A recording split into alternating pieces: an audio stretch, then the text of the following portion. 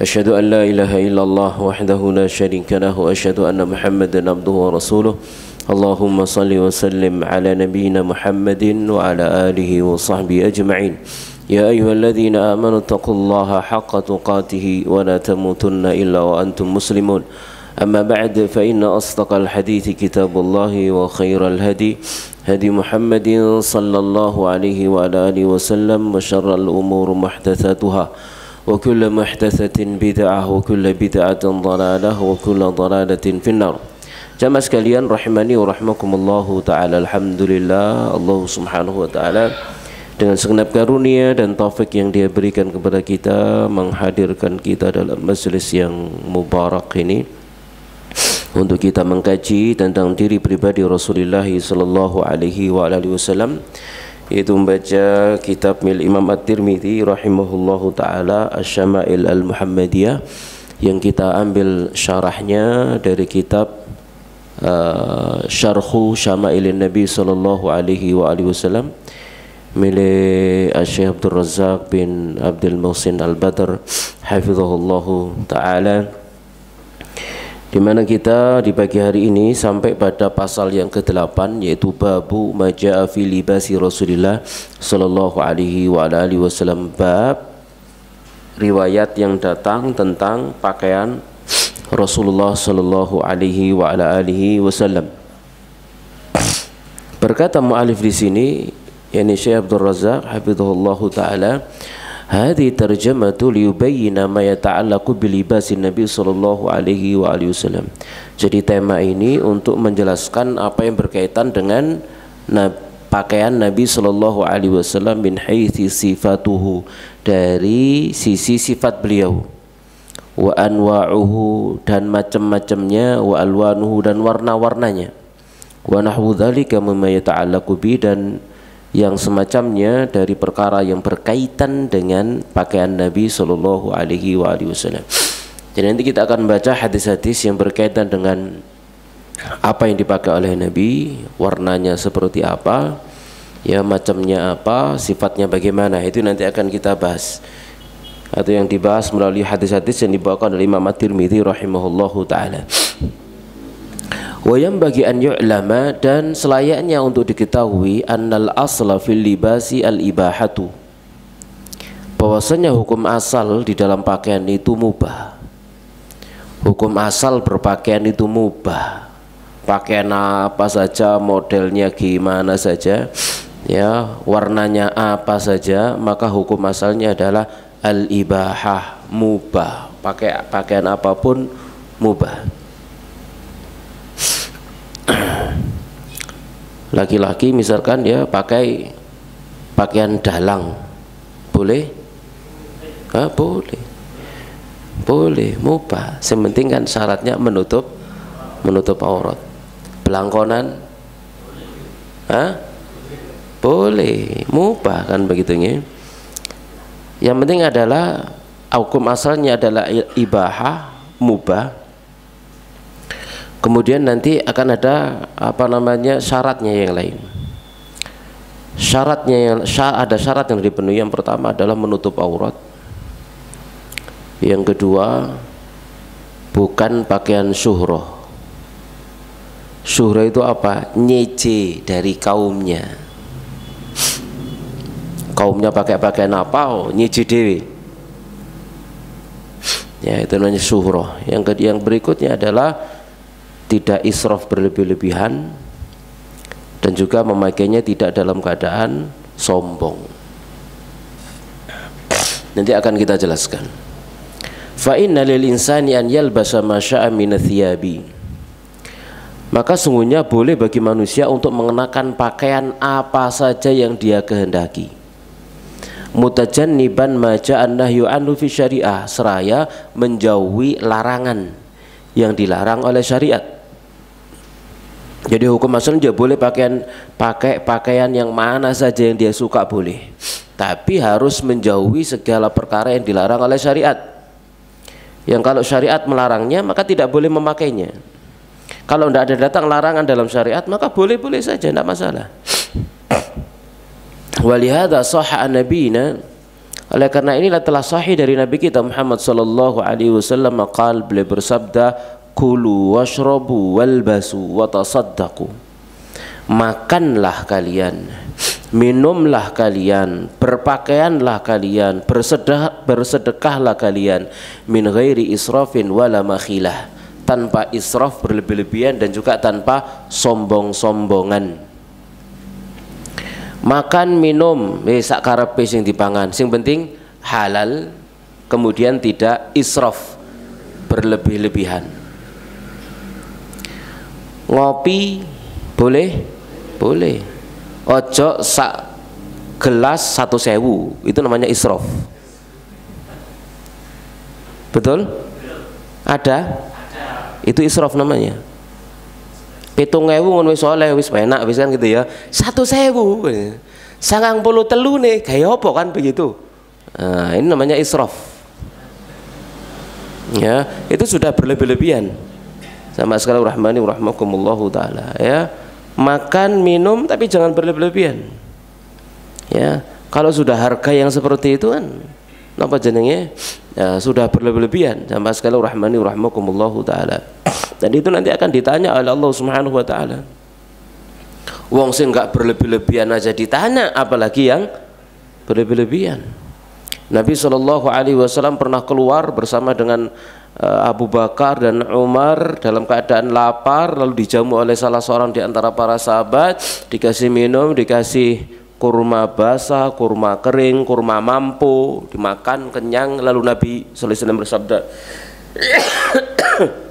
la tus'aluna yauma idzin an hadzal naim. Kalian nanti akan benar-benar ditanya pada hari itu, yakni pada hari kiamat, tentang nikmat ini. Padahal makannya enggak berlebihan. Makannya karena lapar. Kan gitu ya. Makan karena lapar, ditanya nanti kamu. Apalagi kalau makannya bukan karena lapar, karena senengan. Tadi itu ya ngopi 1.000 namanya israf. Atau karena makhilah, karena kesombongan, gak gelem ngopi di warung pinggir empong, gak gelem golek wah sing rono apa jenenge ono label pokoknya rono wong berjuis, nah gitu ya, misalkan seperti itu. Ini namanya makhilah, kesombongan. Ya, makan minum silahkan bebas, tapi tidak boleh israf, tidak boleh sombong. Israf itu adalah dari apa yang dia keluarkan dari hartanya, sombong itu adalah apa yang ada dalam dadanya. Dia masuk di situ, dia makan di situ, itu hatinya seperti apa? Hatinya biasa saja atau memang ini menunjukkan kepada manusia bahwasanya dia punya level tertentu dalam kehidupannya. Namanya kesombongan. Pun demikian berpakaian jangan israf, juga jangan berbuat, jangan sombong. Pakaian israf, celono 1.000 oleh nggak? Dapat pemenang lanang kan gitu ya. Sak meter lah wis cukup ya. Cukup sak meter cukup ya. Sak meter sudah 1.000 gitu ya. Ongkosnya 50.000 110 ya. Habis cukup. Ini beli celana 1 juta. Oh no, lo ada kan gitu. Lo buat apa gitu? Gak urusan ya digawe. Ini sar wis kene. Begitulah kita ini hidup. Namanya aja main gaya kan gitu ya. Nah, kalau gaya itu namanya makhilah, sombong. Ya, itu namanya makhilah, itu namanya kesombongan. Jadi tidak boleh israf berlebihan, mengeluarkan bagian dari harta yang dia miliki. Kemudian tidak boleh juga karena makhilah, kesombongan. Jamaah sekalian rahmani rahmakumullahu taala. Sedekah pun demikian. Sedekah tidak boleh israf. Sedekah berlebih-lebihan. Jadi maksudnya sedekah israf nih. Sedekah tapi israf berlebih-lebihan. Apa contohnya? Contoh sedekah tapi israf berlebih-lebihan. Apa contohnya? Apa tadi? Dia bersedekah tapi kemudian keluarganya tidak terpenuhi kebutuhannya. Ini namanya israf. Ya, itu berlebih-lebihan namanya. Sama sekali rahmani rahmakumullahu taala. Di mana sebaik-baik sedekah itu adalah antahrihinan, yaitu sesuatu yang lebih dari kecukupannya. Ya, karena kewajiban dia adalah kepada keluarganya, itu wajib, sementara kepada yang lain hukumnya sunnah. Ini tidak semua diberikan bers begitu ya. Nah ini tidak, jangan berdalil dengan Abu Bakar ya, itu beda kelas ya. Ya, kelasnya Abu Bakar tidak sama dengan kelas kita. Kelas keluarganya Abu Bakar tidak sama kelasnya dengan keluarga kita ya, beda kelas. Baik. Sedekah sombong bisa? Bisa. Sedekah sombong. Ya, jadi dia melihat misalkan kadang-kadang tatkala galang donasi gitu kan, pakai sistem lelang kan gitu ya. Rapat takmir begitu, rapat mengundang warga, kemudian pakai sistem apa namanya, lelang, disi-disian. Aku semen 50, wah 50 aku lek nisare 50 ya isin aku. Piro? 200. Wah, ada aku semen 200 gitu ya. Hanya sekedar napa? Hanya sekedar yo pokoknya gak gelem kalah mbek liyane, bukan karena Allah Subhanahu wa taala. Misal begitu, itu kan urusan hati ya. Urusan hati. Cari takmir, panitia babon riya pandak sing penting yang penting cair. Nah, urusan itu niatnya masing-masing kan ya. Bagi panitia wis gak ngurus. Sementing gimana caranya segera terbangun kan begitu ya. Adapun niat orang ya urusan mereka dengan Allah Subhanahu wa taala. Dan itu ternyata bisa seseorang itu israf dan sombong-sombongan dalam bersedekah. Waja'an Ibni Abbas, dan juga datang riwayat dari Ibnu Abbas radhiyallahu anhuma annahu qala, bahwasanya beliau bersabda, kul ma syi'ta wal bas ma syi'ta, makan apa yang kamu suka, berpakaianlah apa yang kamu suka, ma akhta'at kathnatani, selagi dua perkara ya kamu tidak melakukan kesalahan padanya. Ya, selagi ada dua perkara yang tidak salah padamu. Apa itu? Sarafun, yaitu berlebih-lebihan, au makhilatun, atau kesombongan. Pokoknya selagi tidak berlebih-lebihan, selagi tidak sombong. Ai ilbas ma syi'ta minathiyab, pakailah pakaian yang kamu suka, lakin ihdzar minal israf, akan tapi hati-hatilah dari israf, yakni berlebih-lebihan. Wahdhar aidan minal makhilah wahyal khuyala, dan hati-hati juga dari kesombongan. Makan, minum, berpakaian jangan israf, dan juga jangan sombong-sombongan. Wajati sunnatu bi dzikri ba'dil mahadzir, dan juga sunnah telah datang dengan menyebut sebagian perkara-perkara yang diberikan peringatan. Fima yata'allaqu bil libas, dalam perkara yang berkaitan dengan pakaian. Amaran Nabi sallallahu alaihi wasallam bijtinabiyah, yang Rasulullah SAW telah memerintahkan untuk menjauhinya. Ya, juga sunnah menyebutkan beberapa perkara yang harus dihindari, yang Rasulullah SAW memerintahkan kepada kita untuk menghindari cara-cara berpakaian ya tertentu. Contohnya minha diantaranya adalah al-isbalu, isbal, wa an yunzila thaw, wa an yanzila thawbur rajulu asfala min ka'bai, yaitu pakaian seseorang yang laki-laki itu menjulur sampai ke bawah kedua mata kakinya. Ini isbal. Dan telah datang peringatan larangan darinya.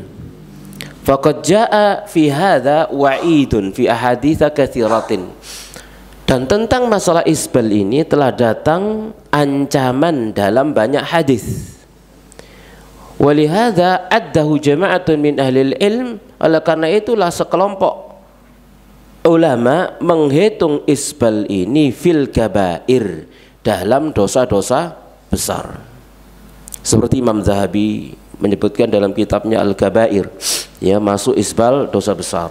Demikian juga Imam Al-Haythami dalam Az-Zawajir an Iqtirafil Kabair dalam madzhab Syafi'i pun memasukkan isbal dalam dosa besar.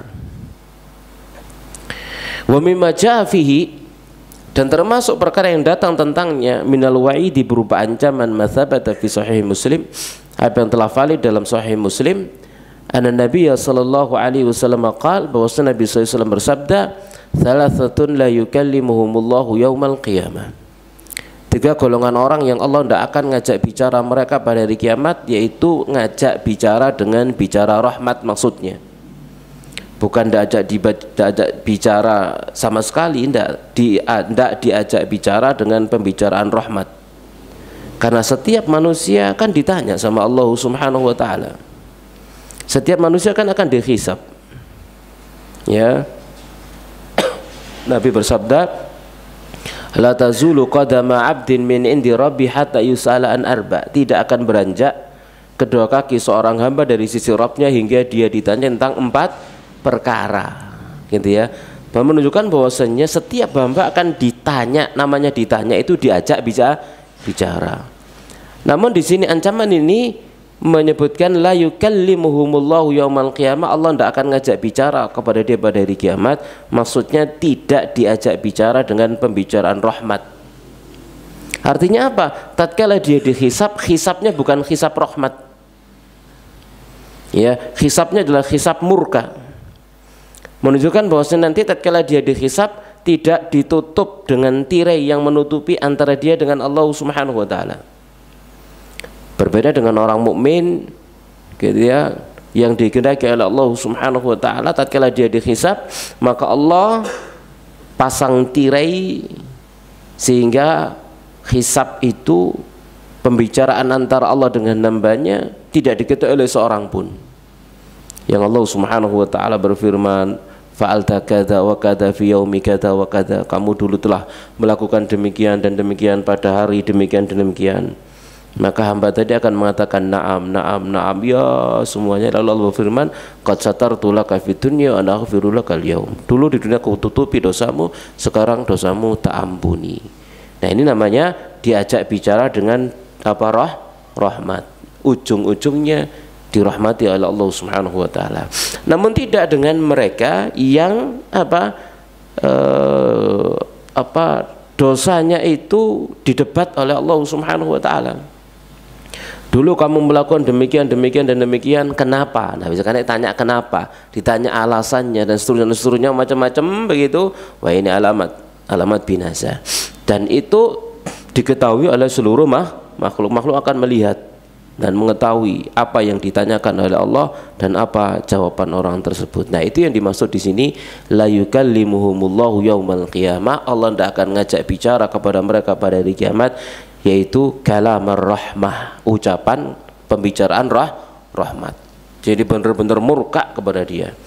Wala yanzuru ilaihim, Allah tidak akan melihat kepada mereka, yakni penglihatan rahmat. Wala yuzakim, Allah tidak akan mensucikan dosa mereka. Walahum azabun alim, dan bagi mereka ada azab yang pedih. Siapa mereka? Al-musbil, orang yang isbal celananya. Wal mannan, dan orang yang mengungkit-ungkit kebaikannya. Wal munafiqu sil'atahu bil halifil kadzib, dan orang yang melariskan barang dagangannya dengan sumpah palsu. Nah, 3 golongan orang ini. Yang menjadi pembahasan kita di sini adalah cara berpakaian, yaitu musbil. Al-musbilu izarah, musbil isbal pakaiannya. Ya. Nah, pembicaraan tentang isbal ini jamaah sekalian rahmani rahmakumullahu taala, memang ada khilaf di antara para ulama. Ada di antara para ulama yang mengharamkannya secara mutlak dan menjadikannya termasuk sebagai dosa besar. Ada yang mengharamkannya kalau disertai dengan kesombongan. Kalau tidak sombong, makruh. Kalau tidak sombong, makruh. Kan gitu ya. Bukan kalau tidak sombong tidak apa-apa loh ya. Tapi kalau tidak sombong, makruh. Makruh itu definisinya apa? Apa definisi makruh? Ma yusabu tarikuhu wala yu'aqabu fa'iluhu. perkara yang orang yang meninggalkannya dapat pahala, orang yang mengerjakannya enggak dihukum, begitu. Jadi jamaah sekalian rahmani rahmakumullahu taala, kalau misalkan seseorang itu menolak gitu ya, tidak mau berpendapat bahwasanya isbal itu haram, lalu mengatakan haram itu kalau disertai sombongan, kalau tidak disertai sombongan berarti makruh, konsekuensinya ya harusnya harusnya ya tidak isbal, kan begitu. Karena tidak isbal itu sunnah, isbal itu makruh, kan begitu ya. Tapi apa namanya, banyak mengatakan kebalikannya ya. Jadi ngomong sampai muru ya, bahwasannya isbal itu makruh kalau tidak sertai dengan kesombongan, tapi dia tidak mengamalkannya. Ya jamaah sekalian rahmani rahimakumullahu taala. Sama dengan orang yang menyatakan bahwasanya sholat sunnah qobliyah dan ba'diyah itu sunnah, tapi dia tidak pernah melakukannya.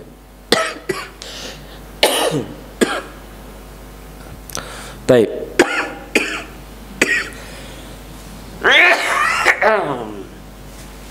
Kita lanjutkan. Wa fil bab ahaditsu katsirah. Atau kalau kita ingin membahas masalah isbal itu, saya juga punya tulisan tentang isbal. Saya judulnya lali ya. Saya sisipkan di buku Thulathiyat Nabawiyah jilid yang keberapa, yang ketiga atau yang keempatnya. Saya sisipkan pembahasan masalah isbal, berikut dalil-dalilnya lengkap ya tentang dalil isbal yang mutlak haram, dalil isbal yang disertai dengan kesombongan, kemudian dalil isbal itu adalah sunnah gitu ya, kemudian dalil isbal itu sendiri adalah kesombongan ya. Di situ memberikan kesimpulan yang jelas ya akan tahrimnya, keharamannya. Wa fil babi, dan dalam bab ahaditsu katsirah terdapat banyak hadis fi tahdhiru minal isbal. Di dalamnya ada ancaman peringatan dari isbal, wa bayanu khuturatihi, dan penjelasan akan bahayanya. Ya, penjelasan akan bahayanya. Ya, kalau kita lihat kepada sunnah Nabi sallallahu alaihi wasallam disebutkan seperti kisah Ibnu Umar radhiyallahu ta'ala anhu ya, katakan irfa izarok, angkat celanamu, diangkat lagi ya, disuruh oleh Nabi sallallahu alaihi wasallam untuk mengangkat celananya, diperintah oleh Nabi sallallahu alaihi wasallam. Demikian juga tatkala Umar bin Khattab radhiyallahu ta'ala anhu dalam keadaan terluka mau meninggal karena ditusuk sehingga terburai usus-usus beliau, datang seorang menjenguk dia, seorang pemuda yang dia isbal, maka Umar memerintah kepada dia irfa izarak fa innahu anqa li thawbik, karena ia lebih bisa mensucikan bajumu, wa habba ila rabbika au kama qala, dan lebih dicintai oleh Tuhanmu. Kemudian juga karena izarun Nabi sallallahu alaihi wasallam ila nisfi saq, adalah izar Nabi sallallahu alaihi wasallam, yani celana Nabi sallallahu alaihi wasallam sampai separuh betis. Nabi juga bersabda, iyyakum wa isbalal izar fa innahu minal makhilah, hati-hati kalian dari mengisbalkan celana karena ia termasuk kesombongan. Dan banyak hadis-hadis yang semisal dengan itu. Jamaah sekalian rahmani rahmakumullahu taala. Kemudian juga termasuk yang dilarang, waqadna sallallahu alaihi wasallam ar-rijal an lubsil harir. Ya, dan juga Nabi telah melarang kaum laki-laki dari memakai sutra. Wan ittikhadhi libasi syuhrah, dan mengenakan pakaian syuhrah. Pakaian syuhrah itu pakaian yang nyeje dengan masyarakatnya, beda dewe gitu loh. Ya, hukum asalnya belangkonan nggak apa-apa, hukum asal gitu ya. Tapi sak masjid kopian kumpulan biasa situ endil wong belangkonan. Kan itu ya, nyeje namanya dari seluruh kaum muslimin yang lain. Nyeje dewi, kelambine nyeje dewi misalkan begitu ya. Nah ini jangan.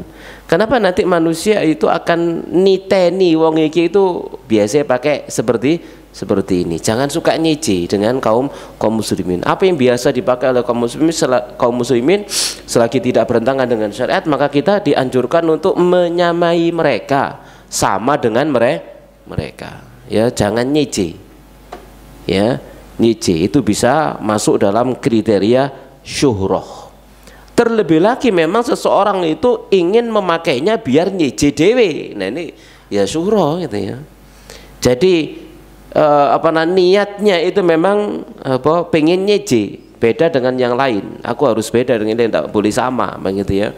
Dalam perkara yang tidak bertentangan dengan syariat. Kecuali kalau pakaian yang di sekitarnya semuanya salah gitu ya, semuanya bertentangan dengan syariat, misal lalu dia pakai pakaian yang syar'i sehingga nyeje, ya nggak apa-apa, karena memang bada al-Islam ghariban wa sayaudu ghariban kama bada fatuba lil ghuraba. Islam datang dianggap aneh, nanti juga akan dianggap aneh, dianggap asing, maka beruntunglah bagi orang-orang yang dianggap asing, aneh. Gitu ya. Ya kalau misalkan begini, akhwat atau ummahat ya, pakaian ibu-ibu di sekitarnya meledet kabeh nanti ya. Ojo ditiru gitu. Ya, nyeje dhewe jenengan pakai baju besar, lebar gitu ya. Nyeje. Ya ini memang harus nyeje. Kenapa? Karena lingkungannya salah. Tapi kalau tidak salah ya jangan.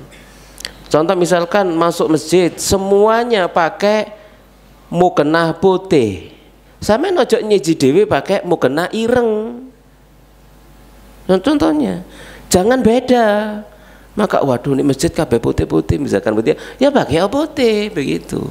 Kalau semuanya seperti itu, ojo nyeje dewe gitu ya. Sama kan ibaratnya ini ada gagak di tengah kuntul kan gitu ya. Ajak nyeje pun demikian, misalnya di sekitarnya semuanya pakai hitam-hitam semua, ojo nyeje dewe pakai putih, sama kebalikannya seperti itu. Jamaah sekalian rahmani wa rahmakumullahu taala ya. Ojo nyeje, dilihat masyarakatnya seperti apa begitu. Masyarakatnya seperti apa. Pokok ojo seneng nyeje. Ya bisa juga kita masuk di satu komunitas. Ya karena kan ada di antara komunitas muslimah ya, para akhwat, para ummahat yang semuanya misalkan selalu pakai hitam-hitam semua, setiap kali majelis semuanya hitam-hitam semua gitu ya. Ojo teko nih majelis seperti itu nggak batik. Sekalipun boleh gitu ya, tapi akibatnya apa? Nyeje, gitu jangan. Sekalipun boleh tapi ojo nyeje. Gitu ya. Lek nyeje ku gak enak. Nyeje itu gak enak. Gak podo ambek napa? Kancane liyane gak enak. Ya, dilihatlah komunitasnya di mana seperti itu, harus menyesuaikan diri. Itu penting, harus diperhatikan fikih seperti ini. Sama sekali rahmani rahmakumullahu taala ya. Atau juga mungkin sebaliknya.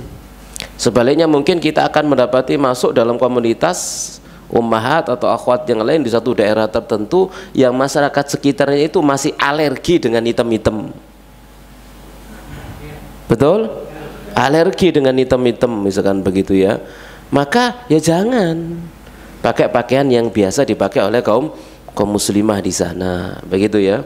Biar tidak nyeji dan juga tidak membuat jarak antara kita dengan masyarakat. Toh itu tidak bertentangan dengan syariat.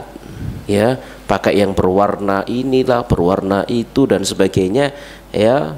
Maka itu juga penting ya, dilihatlah masing-masing orang itu menyesuaikan diri dengan tempatnya. Catatan, asal tidak bertentangan dengan syariat ya. Jadi kita akan dianjurkan untuk meninggalkan yang afdol demi menghindari madorot. Demi menghindari madorot tinggalkan yang afdol untuk melakukan yang mafdul, tapi tidak salah, nggak apa-apa gitu ya. Sama sekali rahmani rahmakumullahu taala.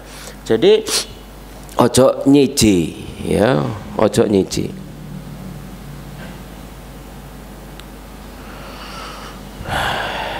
Kita lanjutkan sama sekali rahmani rahmakumullahu taala.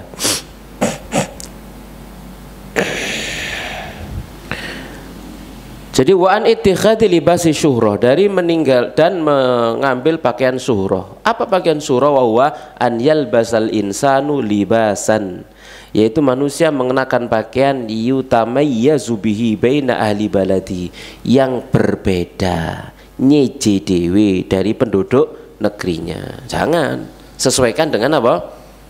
Pakaian yang biasa dipakai oleh penduduk negerinya. Ojo nyeje dewe. Ya, walihada, oleh karena inilah kanal aslul insan, adalah hukum asal bagi manusia anjal basa misla libasi ahli baladi, dia mengenakan pakaian yang semisal dengan pakaian penduduk negerinya, mimma laisa fi mukhalifatun syar'iyyah, selagi tidak ada penentangan syariat. Masalah warna misalkan, kalau di Timur Tengah ya jelas kan warna laki sama perempuan beda. Lek lanang putih, lek wedok hitam-hitam. Kan begitu. Kalau di negeri kita bebas kan gitu ya, enggak ono warna lanang oleh pakaian opo ae, wedok juga oleh pakaian opo ae, ya gitu ya. Justru kemudian putih-putih itu khas milik perempuan. Kalau di negeri kita khas milik perempuan, terutama saat ibadah, kan gitu ya, saat ke masjid itu khas mereka, gitu ya. Ya, jangan kemudian bahkan ada yang melarang wanita tidak boleh pakaian putih-putih misalkan, ya tidak benar, adatnya ndak, ya adatnya ndak. Ada juga di dalam kitab Hirasatul Fadilah misalkan, ya saya Bakar Abu Zaid yang menyebutkan larangan tersebut. Nah larangan itu khos di sana, di negerinya. Kalau dibawa ke sini justru enggak, ya enggak pas, enggak terlarang, ya. Sama sekali rahmani rahmakumullahu taala, pada tempatnya, tapi ya pada tempatnya. Taib sama sekali rahmani rahmakumullahu taala, ya sampai anak lagune ya jilbab putih.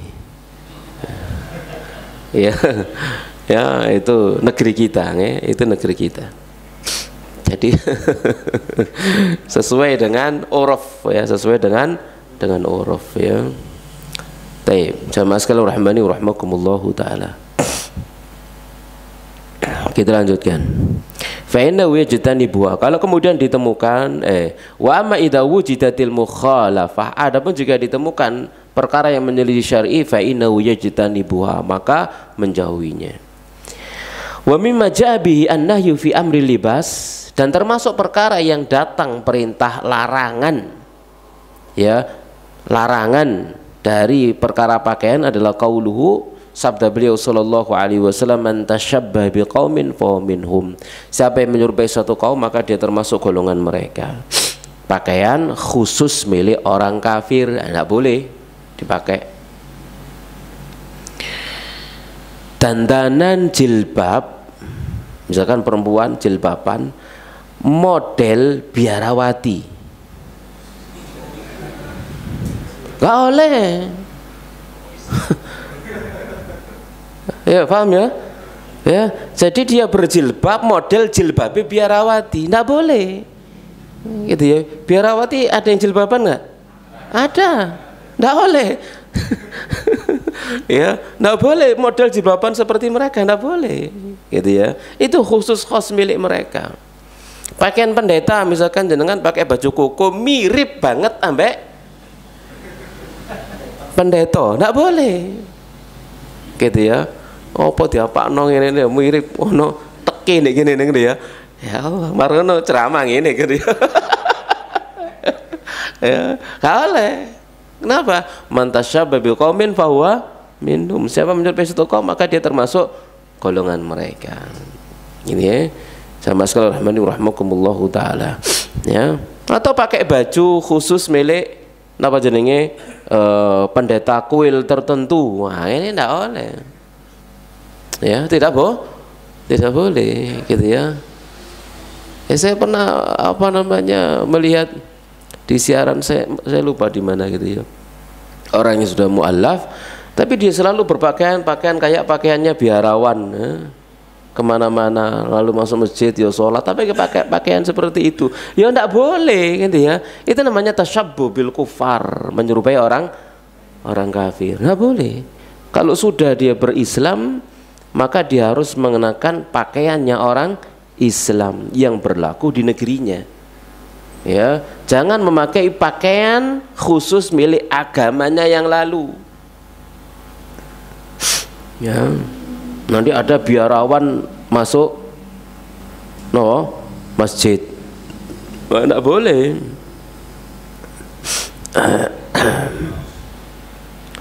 Tapi kita lanjutkan. Fal albisah, maka pakaian allati yakhtassu bihal kufar, pakaian yang menjadi kekhususan, ciri khusus orang-orang kafir, wa yu'rafuna biha, dan mereka bisa dikenal dengannya, la yahillu lil muslim an yalbasaha, tidak boleh seorang muslim untuk mengenakannya. Jadi kalau pakaian ini khusus milik mereka, sehingga orang mengatakan tidak memakai pakaian model kayak gini kecuali orang kafir, maka tidak boleh kita mengenakannya, tidak boleh. Ya, haram hukumnya kita memakainya. Jamaah sekalian rahimani wa rahmakumullahu taala. Ya, misalkan seorang muslim macak pakaian tertentu yang itu khusus milik agama tertentu, niati karnaval, tidak boleh, haram. Ya, nggak boleh, haram, nggak boleh pakai pakaian kayak gitu. Ini jamaah sekalian rahmani wa rahmakumullahu taala, ya, karena ada ciri khusus cara mereka berpakaian, bebetan, opo, ya, lah pakai baju kemeja itu seperti apa, kalau pakai penutup kepala modelnya kayak gimana, kan ada khusus, ciri khusus mereka. Kaum muslimin tidak boleh ikut-ikutan. Ya jamaah sekalian rahmani wa rahmakumullahu taala, tidak boleh.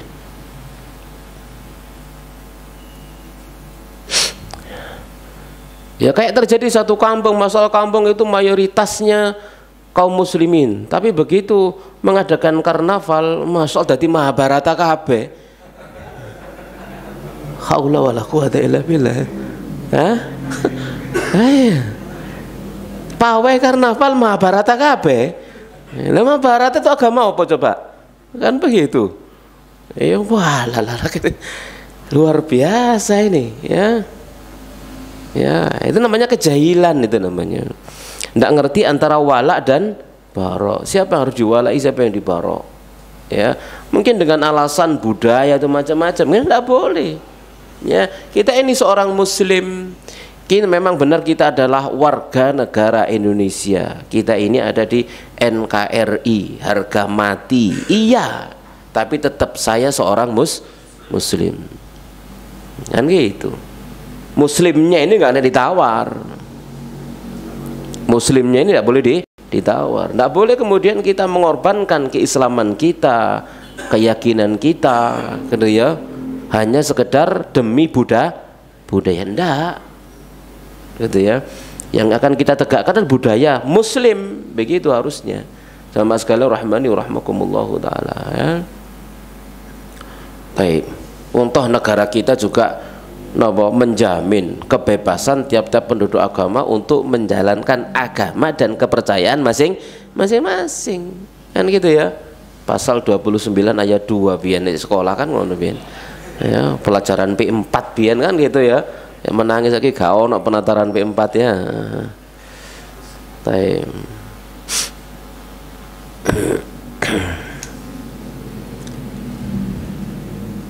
Zaman kula sing lah ono cerdas cermat P4. Wah luar biasa arek. Ya. Iso undang-undang dasar ku apal ngelontok dari awal sampai akhir. Sing melok tapi sing melok cerdas cermat le aku ya mau. Aku ben tak mau ya. Tapi sinauliane ae ngene.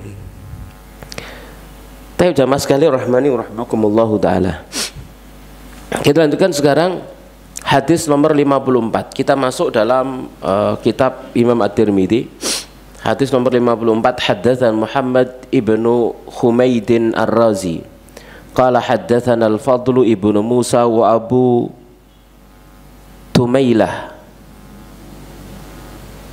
wa Zaid ibnu Hubab an Abdul Mu'min ibni Khalid an Abdillah ibni Buraidah an Ummi Salamah qalat, dia berkata, kana adalah ahabbu thiyabi ila Rasulillah, pakaian yang paling disukai oleh Rasulullah sallallahu alaihi wasallam adalah al-qamisu, gamis.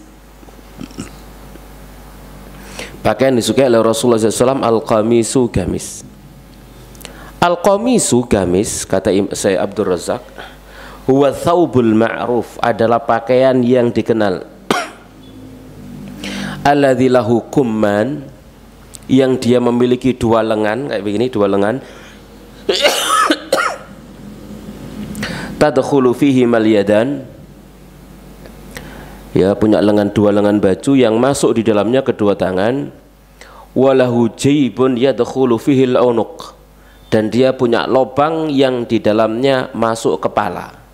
Nah, kayak gini, ini gamis ini kebetulan pakai gamis ya. Nah, jadi modelnya model begini, yaitu ndak ada belaan ke bawah, ndak ada ya. Jadi makainya pakai baju kayak kurung begitu ya. Jadi ada dua lengan baju seperti ini, kemudian ada lubang untuk memasukkan kepala. Jadi ini adalah pakaian yang paling disukai oleh Rasulullah sallallahu alaihi wasallam. Waqad qil, dan telah dikatakan fi sababi hubbin Nabi, tentang sebab cintanya, senangnya Nabi SAW lil qamis, bagi gamis. Kenapa kok Nabi lebih suka mengenakan gamis? Li'annahu sahlun fi lubsi, karena mudah memakainya. Sahlun fi khal'ihi, mudah juga melepaskannya. Gue langsung selobokno mari gitu ya. Ya, nyoplot duncalno mari kan gitu ya. Tapi lek pakai kemeja kanan kiri seleren benik sampai ke bawah gitu ya. Gitu, pakai gamis langsung. Ini juga menunjukkan apa sih? Tatkala Nabi menyukai ini, benar-benar Nabi ini memanfaatkan waktu dengan benar. Ojo sampai waktunya habis digawe benak-benik doai. Kan itu ya. Nah, kenapa di situ? Karena waktu. Wah, berharganya waktu, sehingga make langsung selesai, lepas langsung selesai. Lalu apalagi murihun fit taharruki bih, ya, jadi nyaman bergerak dengannya, karena ya biasanya kan lebar ya, nyaman bergerak dengannya. Bi khilafi ba'dil albisa, beda dengan sebagian pakaian allati tahtaju inda taharruki fiha ila ta'ahudin mithl izar, ya, yang barangkali membutuhkan perhatian saat bergerak ya, seperti sarung misalkan, semacam itu ya. Baik. Jadi Nabi sallallahu alaihi wasallam suka gamis. Hadis nomor 55. Haddatsana Ali bin Hujrin qala haddatsana Al-Fadl ibnu Musa an Abdul Mu'min ibni Khalid an Abdillah ibni Buraidah an Ummi Salamah qalat, juga dari Ummu Salamah, dia berkata, kana habbu thiyabi ila Rasulillah, adalah pakaian yang paling dicintai oleh Rasulullah SAW al-qamisa, gamis. Sama hadis dikeluarkan oleh Abdul Razak dalam musannafnya, atau Imam Tirmidzi ya, dalam Jami' At-Tirmidzi-nya. Lalu hadis nomor 56, haddatsana Ziyad ibnu Ayyub al-Baghdadi qala, dia berkata, haddatsana Abu Tumailata an Abdul Mu'min ibni Khalidin an Abdillah ibni Buraidah an Ummi Salamah, sama dari Ummi Salamah, qalat kana habbu thiyabi ila Rasulillah, adalah pakaian yang paling disukai oleh Rasulullah sallallahu alaihi wasallam yalbasuhu, yang beliau pakai, al-qamisa, gamis. Qala, dia berkata, hakadha qala Ziyad ibnu Ayyub, demikian dikatakan oleh Ziyad bin Ayyub fi hadis, dalam hadisnya, an Abdillah bin Buraidah an ummihi an Ummi Salamah wa kadza, dan demikian juga rawa ghairu wahidin, diriwayatkan bukan hanya satu periwayat, an Abi Tumailah Mithla riwayat Ziyad bin Ayyub dari Abu Tumailah semisal dengan riwayat Ziyad bin Ayyub. Wa Abu Tumailah yazid fi hadzal hadis. Yazidu fi hadzal hadis. Dan Abu Tumailah menambah dalam hadis ini an ummihi dari ibunya, wa huwa ashah dan ia lebih sahih. Itu matan daripada hadis yang disampaikan oleh Imam At-Tirmidzi. Kata syarih yakni Syekh Abdul Razak, hadhihi riwayatun li hadits Ummi Salamah. Ini adalah riwayat-riwayat milik hadis Ummi Salamah. Khatama bi tarjihihi annal asahha fi dzalika huwa ma ruwiya an Abdillah bin Buraidah. Lalu beliau mentarjih yang paling sahih dalam yang demikian adalah apa yang diriwayatkan dari Abdullah bin Buraidah dari ibunya dari Ummu Salamah bi ziyadati an ummi dengan tambahan dari ibunya. Walhasil ini pembahasan masalah sanadnya. Kita lanjutkan hadis 57. Haddatsana Abdullah ibn Muhammad ibn al-Hajjaj qala haddatsana Mu'ad ibn Hisham qala haddatsani abi an Budail yakni ibni Maisarah al-Luqaili an Syahr ibni Haushab an Asma binti Yazid. Sekarang dari Asma binti Yazid. Qala dia berkata kana kummu qamisi Rasulillah ila rusghi. Adalah lengan baju Rasulullah sallallahu alaihi wasallam adalah sampai pergelangan tangan. Ya. Jadi apa ini? Apa namanya ini? Napa iki jenenge? Lengene klambi lah jenenge napa? Waduh, kan tukang jahit ini gini rupanya. Nggih. Kalau ngejak maratuwa nih wow iso jawab kabeh iki. Baik. Nomor sepak kalau penjahitnya. Baik. Jadi lengan baju no posisi jeneng ngene ya. Nggih wis pokoke niku nggih. Sampai ke pergelangan tangan. Ar-rusghu wal mifsal bainal kafi was sa'id. Ar-rusghu adalah sendi ini ya antara tapak tangan dengan lengan. Fakana kammu qamisin Nabi, maka ada lengan baju gamisnya Nabi SAW ilaihi sampai ke sini, yakni ke pergelangan tangan ini, la yatajawazu, tidak melebihinya.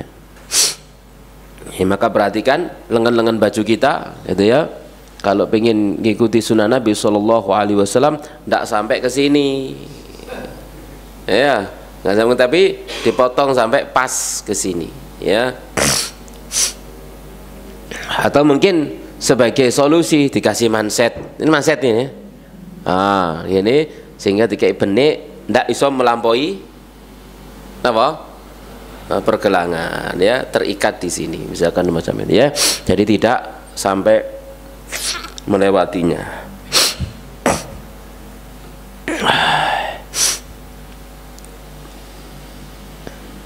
Kita lanjutkan. Haddatsana hadis nomor 58. Haddatsana Abu Ammar Al-Husain ibnu Hurayth qala haddatsana Abu Nu'aim qala haddatsana Zuhair an Urwah ibn Abdullah bin Qushair an Muawiyah bin Qurrah an Abi qala ataitu Rasulullah, aku pernah mendatangi Rasulullah sallallahu alaihi wasallam fi rahtin.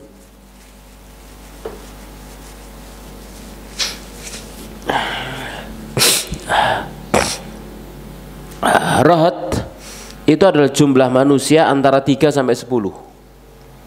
Ya, jadi 3 sampai 10 orang. Jadi aku pernah mendatangi Rasulullah sallallahu alaihi wasallam, beliau ada di tengah-tengah manusia yang jumlah mereka antara 3 sampai 10.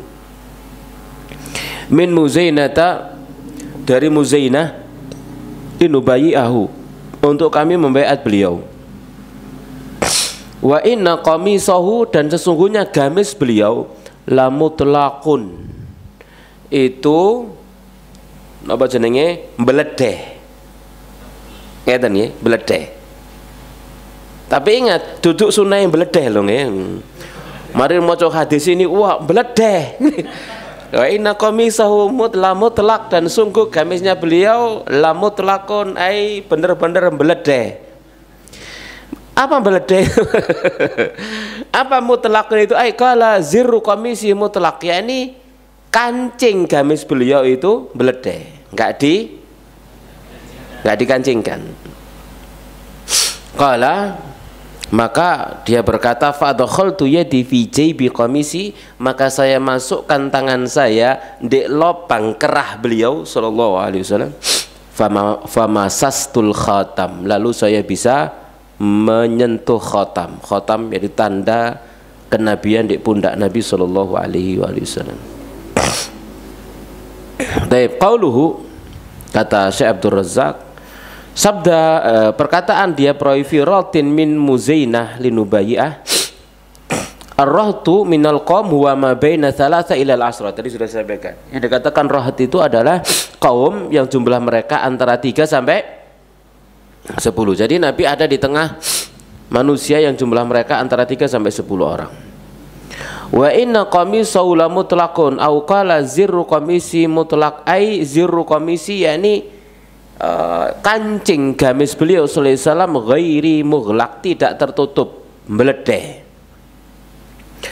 Qauluhu, ucapan beliau, fa adkhaltu yadi fi jaybi qamisi famasastul khatam, lalu saya masukkan tangan saya di kerah baju Nabi sallallahu alaihi wasallam, lalu saya bisa menyentuh khatam, yaitu stempel kenabian. Maksudnya anna Qurrata, yaitu bahwasanya sahabat Qurrah ini adkhala yadahu fi jaybil qamis, beliau masukkan tangan beliau ke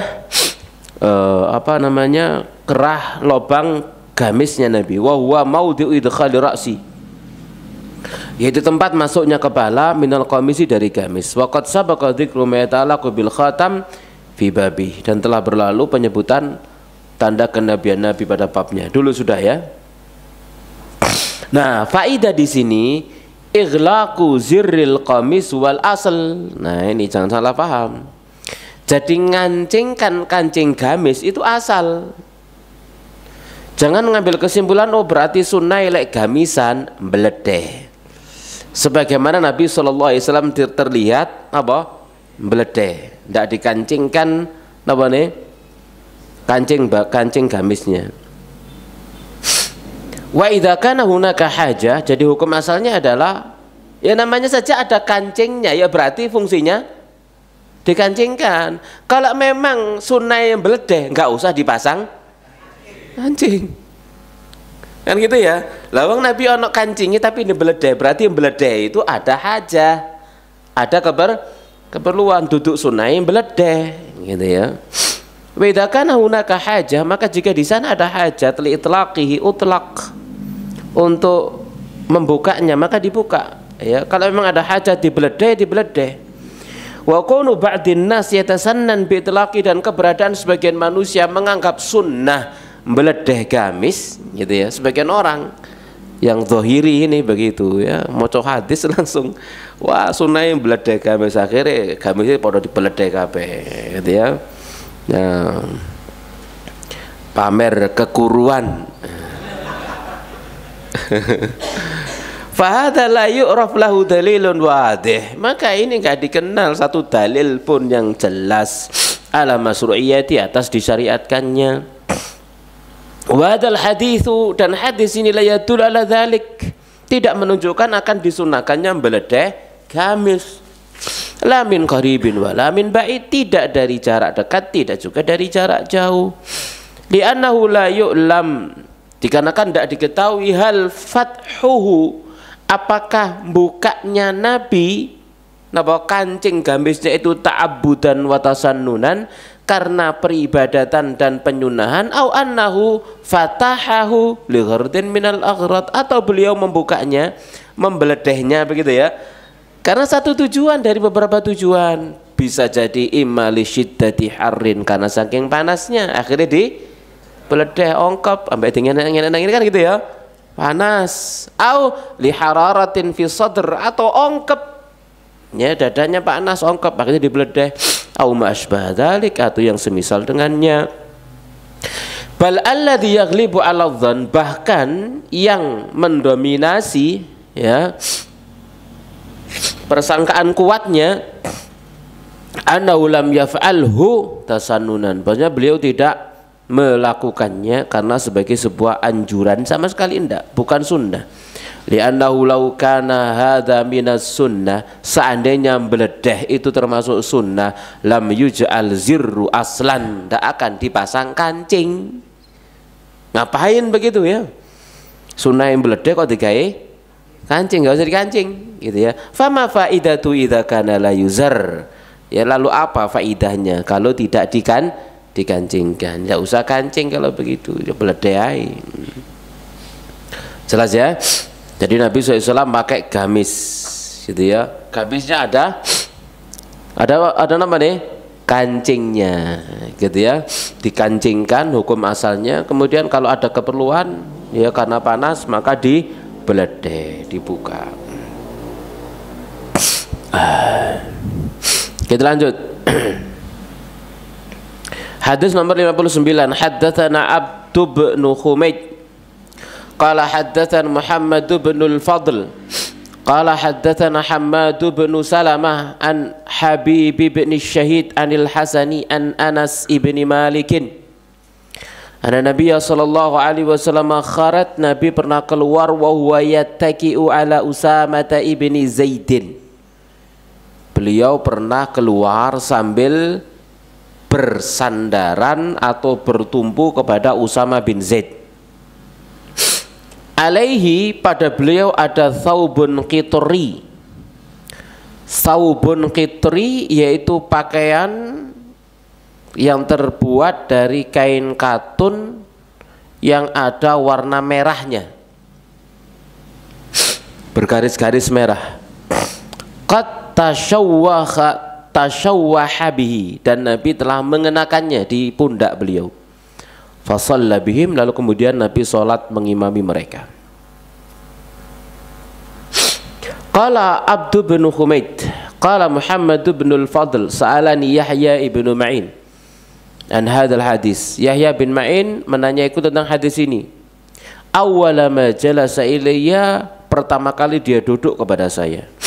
Faqultu, lalu katakan, haddatsana, telah bercerita kepada kami Hammad ibn Salamah. Faqala, kemudian dia berkata, laukana min kitabik, andaikan saja engkau meriwayatkan hadismu ini dari kitabmu, tulisanmu, kitabmu.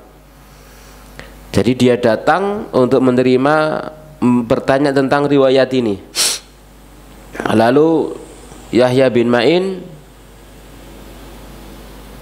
Yahya bin Ma'in mau menceritakannya dari hafalannya.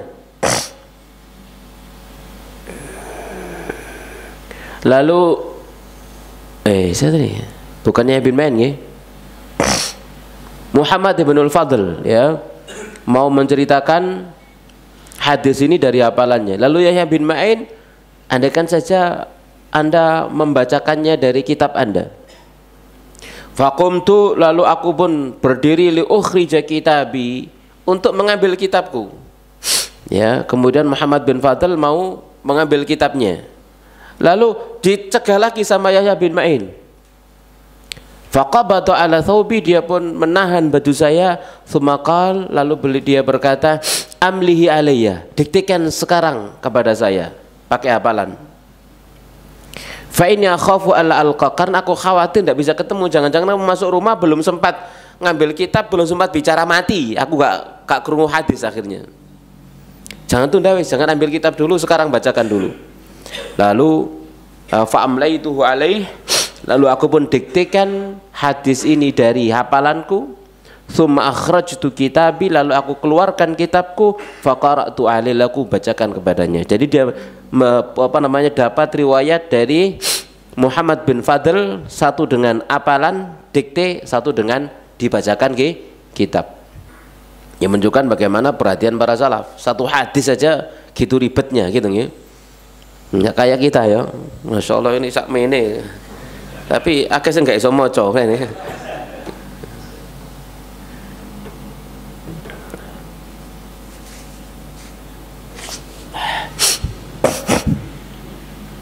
Kita lanjutkan, Mas rahmani rahimakumullahu taala. Kata saya saya Abdul Razak, qaulu Anas, ucapan Anas radhiyallahu taala anhu, Anna Nabi sallallahu alaihi wasallam, bahwasanya Nabi sallallahu alaihi wasallam kharaja wa yatiku ala Usama, beliau keluar sementara beliau bersandar kepada Usama bin Zaid, alaihi thawbun qitri, beliau mengenakan pakaian qitri tadi itu. Kata beliau, thawbul qitri, pakaian qitri, huwa naun minal burud, yaitu satu macam dari kain yang bergaris-garis, al-yamaniyah, dari Yaman.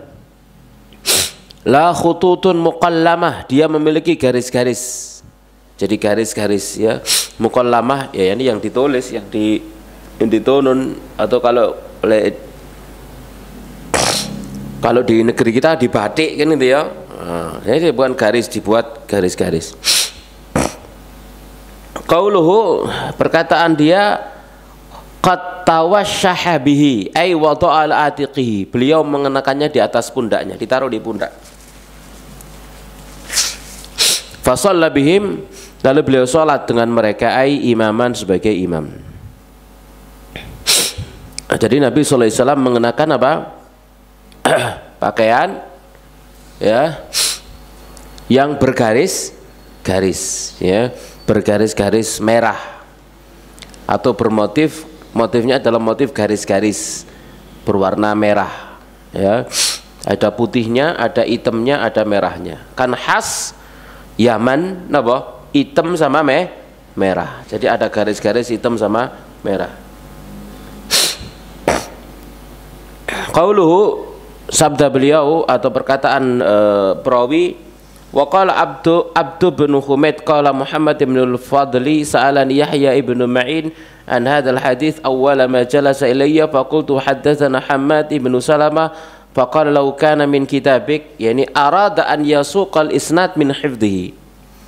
Jadi Muhammad bin Fadl ingin untuk menyampaikan sanad dari hafalannya, fatala minhu ibnu Ma'in, lalu ibnu Ma'in meminta darinya an yasuqahu min kitabi, untuk meriwayatkannya, menyampaikannya dari kitabnya. Jadi ada orang itu, jamaah sekalian rahmani rahmakumullahu taala, orang dobit, perawi itu ada dobit, ada dua. Dobitnya adalah kitabah, yang satu adalah khifat, hafalan.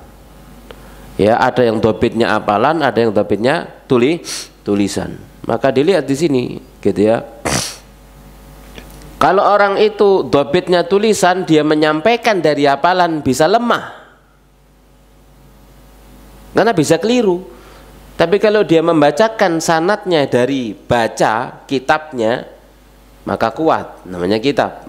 Tapi kalau dari hafalan, misalkan begitu ya, orang yang terkenal dobitnya adalah tulisan, tapi dia meriwayatkan dengan hafalannya, tidak dari tulisannya, ya, maka bisa derajatnya turun begitu ya. Beda dengan orang yang dobitnya hafalan, memang dari hafalannya, gitu ya, memang dari hafalannya. Baik, makanya dalam periwayatan hadis ada yang dengan hafalan, ada yang dengan membacakan kitab, ya, membacakan kitab.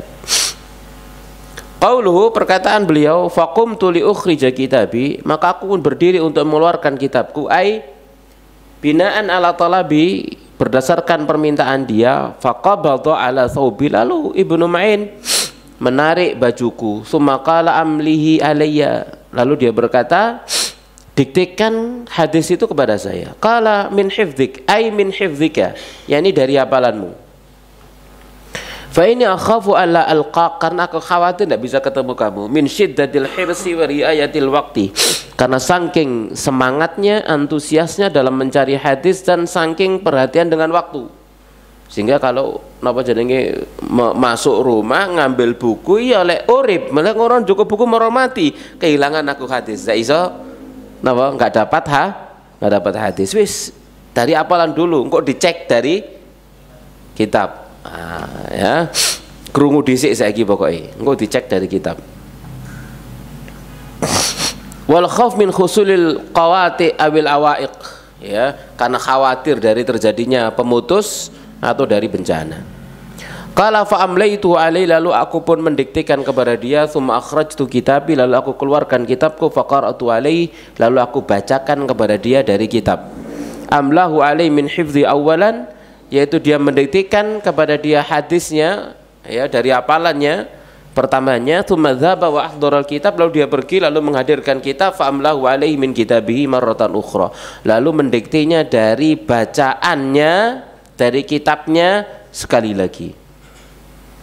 Wa fi hadza bayanu hirsus salaf, maka dalam hal ini terdapat penjelasan antusiasnya para salaf rahimahumullah wa inayatihim, dan perhatian mereka asyadida yang sangat bi haditsar rasuli al-karim, dengan hadis-hadis Nabi yang mulia sallallahu alaihi wa ala alihi wasallam. Jadi gimana perhatian mereka dengan hadis-hadis Nabi sallallahu alaihi wa ala alihi wasallam. Wis setengah songong ya. Nggih wis gak usah dipaksa nggih. Dimarekno dhuwur iki mari. Lho, akeh sian ya lho, gak mari-mari ini ya. Tapi mungkin sampai di sini. Tadi apa kesimpulannya dari baju Nabi? Tidak. Suka gamis. Gamisnya ada kancingnya. Dibeldeh atau di kancing? Iya. Iya, hukum asalnya dikancing. Kalau ada hajat boleh dibeledeh, dan tidak ada sunnah beledeh. Ya. Demikian, wallahu a'lam bishawab. Nanti kita lanjutkan pada pertemuan yang berikutnya, masih bahas tentang pakaian Nabi sallallahu alaihi wasallam.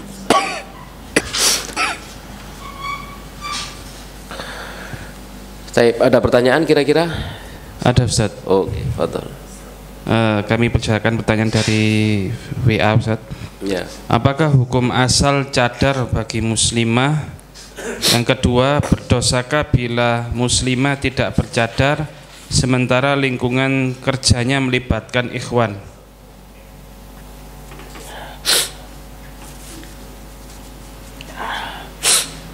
Jamaah sekalian rahmani wa rahmakumullahu taala, hukum cadar mukhtalaf ya, diperselisihkan oleh para ulama. Di antara para ulama yang mewajibkannya ya, kalau dalam mazhab Syafi'i mewajibkan wanita untuk bercadar.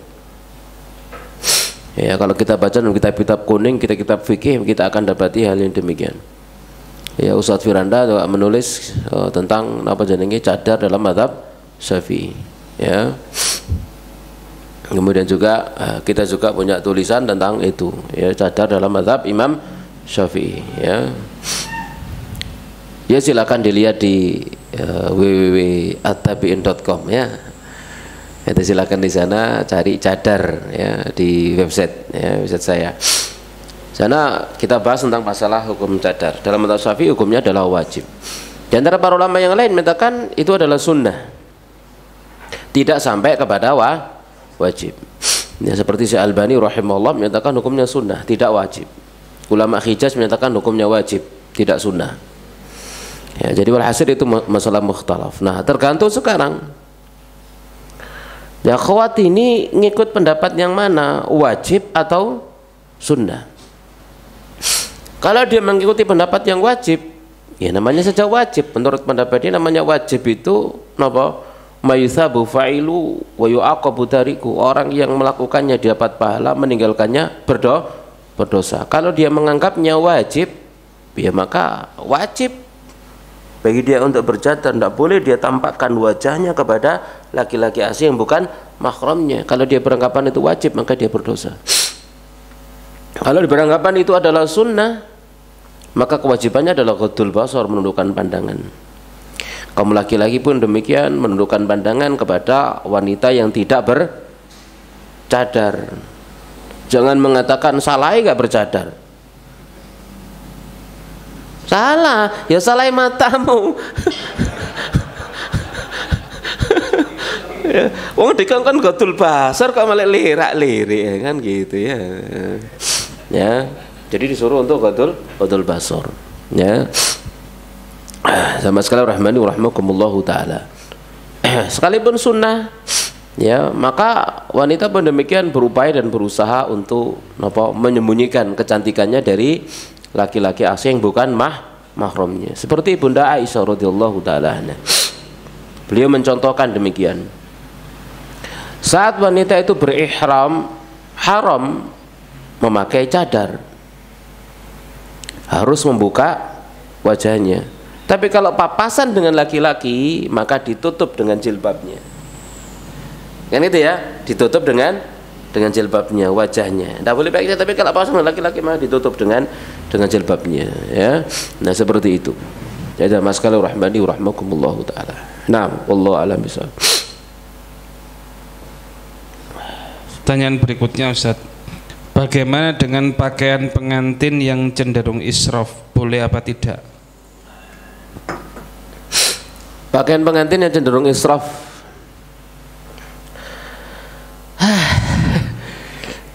teh jamaah sekalian rahimani wa rahmakumullahu taala. Pertanyaannya ditelok sapa dhisik? Dilihat siapa dulu? Di tengah siapa dia mengenakannya? Aman enggak dari pandangan kaum laki-laki? Ini yang diperhatikan. Para WO ini, wedding apa? Organizer gitu ya. Ini harus perhatikan ini. Teman-teman ini perlu belajar fikih WO yang benar. Saya pernah mendapati pernikahan teman ya, ikhwan sama akhwat ya, datang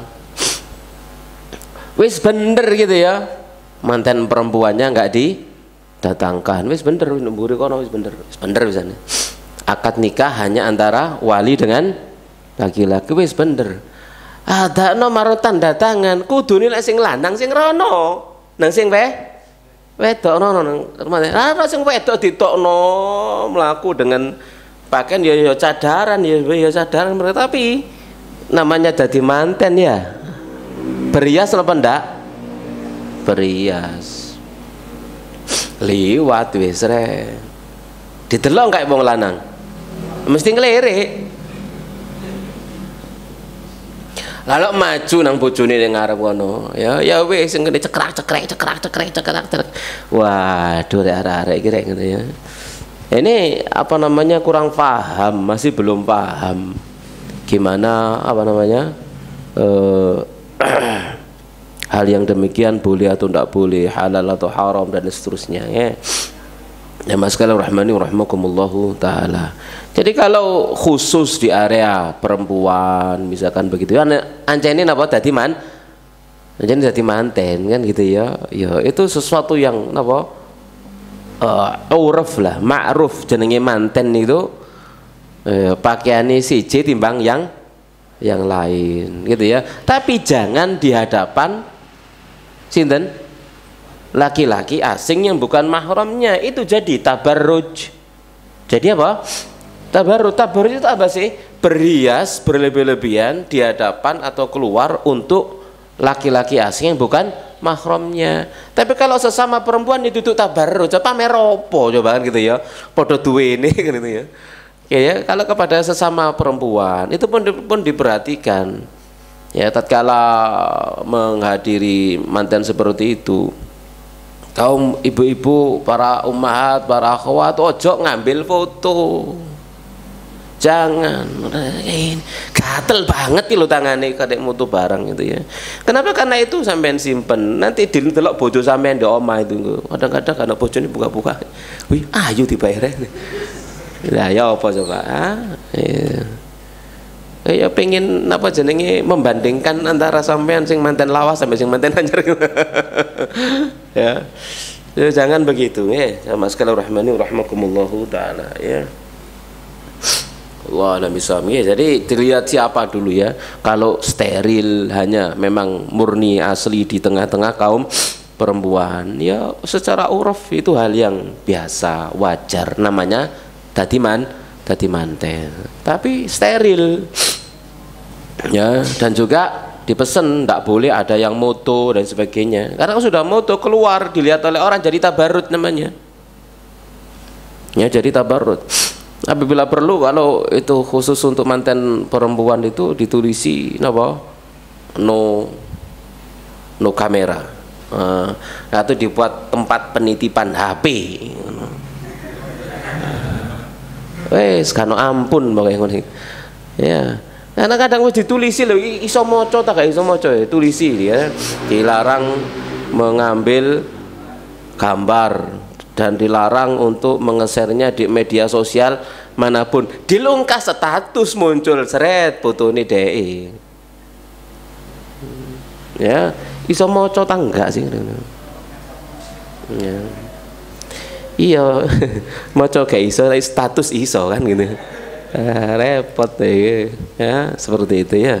Jadi harus bertakwa kepada Allah Subhanahu wa taala. Ya, bertakwa kepada Allah. Baik. Ya, kalau saya secara pribadi lebih senang yang sederhana, biasa saja. Wanita pakai pakaian yang biasa dia pakai. Itu, seperti itu. Ya, ada dulu saya lama sekali dulu ya saya menghadiri pernikahan teman sama akhwat ya, sama-sama kuliah di Malang dulu itu ya, apa namanya, dia nikah biasa saja, dia nggak macak nggak apa, Masya Allah ini gitu ya, biasa saja ya, ndak ya dia pakai pakaian yang biasa dia pakai mungkin sampai hari ini ya, itu dia masih punya gitu ya. Pakaian yang dia pakai dulu biasa, ndak ono macak, nggak mau macam-macam, ndak bengesan, ndak apa macam-macam gitu ya. Wis biasa, pakaian biasa. Ya, itu lebih enak. Apalagi zaman sekarang orang nyuri-nyuri apa jenenge? Nyuri-nyuri foto itu macam-macam. Nah, pertanyaan berikutnya, apakah benar ada larangan mengelinting baju atau celana, Ustaz? Mengelinting, Melipat. Ya, ada larangan melipat saat sholat. Saat sholat itu apa namanya, ada larangan dilipat lengannya, celananya saat sholat. Kenapa? Kalau dilipat berarti dia tidak membiarkan lengan bajunya, tidak membiarkan celananya untuk ikut sujud karena terlipat. Itu berlaku saat sholat ya, melipat. Nah, jadi kalau sholat kan serba salah ya, dilipat gak oleh, gak dilipat isbal. Nah, sing bener joko gunting potong gitu. Nah, pertanyaan berikutnya masih terkait cadar, Ustaz. Okay. Bagaimana cara sholat sunnah ba'diyah bagi yang memakai cadar di masjid yang tidak ada mihrabnya? Apakah tetap dipakai atau dilepas? Tidak ada tabirnya maksudnya? Nggih, Ustaz, ya, tidak ada tabirnya. Tidak ada tabirnya. Dalam mazhab Syafi'i, kita bicara mazhab Syafi'i ya, yang mewajibkan cadar tatkala sholat berjamaah di masjid bagi kaum wanita, maka mereka harus melepas cadar, kecuali kalau ada kehadiran laki-laki asing yang bisa memungkinkan dia melihat perempuan tersebut, maka cadarnya dipakai. Kalau apa, dikhawatirkan dia terlihat oleh laki-laki. Sehingga kalau sholat di masjid yang terbuka gitu ya, atau tabirnya itu hanya separuh badan, kan ada masjid hanya separuh badan, sehingga tatkala wanita itu berdiri ya kayak toko jamaah lagi-lagi, maka kalau seperti itu kondisinya tetap pakai cadar ya, tetap pakai cadar, kecuali yang beranggapan cadar itu sunnah ya sakarepe. Sing salah duduk sing wedok, sing salah sing lirik. Sing dosa bukan yang menampakkan wajahnya, tapi yang berdosa yang melihat kepada wajahnya. Apalagi di masjid, apalagi di masjid kan gitu ya, itu tempat untuk menjaga pandangan. Lek ngelirik wong wedok ndek njaba dosa apa meneh ndek masjid, kan begitu, dosanya tambah berlipat ya, demikian. Pertanyaan berikutnya, nih, apabila kita dapati mayoritas jamaah di masjid memakai mukena putih, kebanyakan terawang atau terlihat rambutnya, maka apakah kita tetap tidak boleh menyelisihinya? Nggih, pakai putih sing kandel. Ya, putih sing kandel ono ta ya? Iya, putih yang milik warisan nenek kita dulu kan kandel-kandel ya. Ya ini pakaian mukena terusan dari atas sampai ke bawah, yaitu yang sempurna. Hijab yang sempurna kan seperti itu. Ya, jadi terusan dari kepala ke bawah, ono lengan yang dimasukkan. Ya, itu mukena nenek-nenek kita dulu kan seperti itu. Ya pakai yang seperti itu. Ya, kandel ndak terawangan ya. Jadi kalau masih ada tokonya yang jual gitu ya, atau nggak ada yang jual, bikin sendiri dan ndak bisa toh ya, pakai yang putih lalu pakai yang demikian, yang kandel. Adapun kesalahan dalam masyarakat yang terawangan ya harus dinasihati. Kenapa? Kalau mereka terawangan maka sholatnya ndak sah. Terawangan itu bisa satu karena memang tipis sehingga nempel di tubuhnya, atau terkena sorot cahaya sehingga tampak. Nah ini juga tidak sah sholatnya. Paham ya? Baik. Baik, dari WA sudah selesai. Barangkali ada yang bertanya langsung di ruangan ini. Bapak-bapak mungkin yang tadi ahwat semua yang bertanya.